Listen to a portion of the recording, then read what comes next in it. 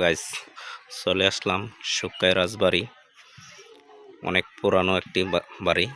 এই রাজবাড়িতেই এক সময় রাজা বাদশারা থাকতো। আমি আর আমার ভাতিজা কাউসার আজকে এদিকে আসছিলাম। আসার পর এই ভিডিওটা নিতেছি। এক সময় এখন যেমন সরকার বলে, এক সময় কিন্তু রাজা বাদশারাই দেশের শাসন করিত। আর এই ভিতরে ঢুকতে যায় অনেকটা ভয় ভয় লাগে।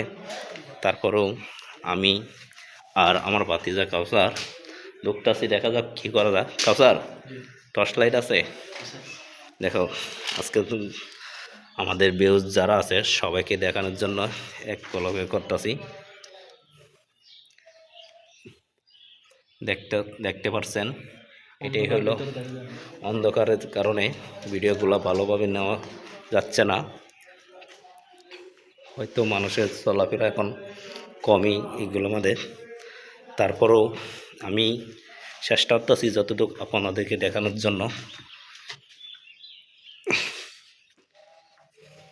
এখনকার মানুষরা এদিকে কিছু ব্যবহার করতেছে অন্য মানুষরাই। এখন রাজবাড়ির উপরে ছাদে আমরা ওঠার চেষ্টা করতেছি।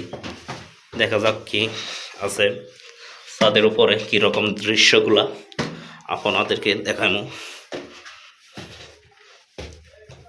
অনেক কষ্ট হয়, পুরানো বাড়িঘর তো অনেকটা ভয়ঙ্করই দেখা যায়। এই হলো রাজবাড়ির ছাদের উপরগুলা, আপনারা দেখতে পারেন। এটা হলো সুনামগঞ্জ থানা, জেলা ধর্মশা উপজেলা উপস্থিত হয়েছে। আমাদের ধর্ম ভাষাই পড়ছে, তাই আজকে অনেক দিন ছোটোবেলা থেকে শুনতেছি এগুলোয় আসবো করে, আসা হয় না। আজকে চলে আসলাম আমি আর আমার ভাতিজা কাউসার।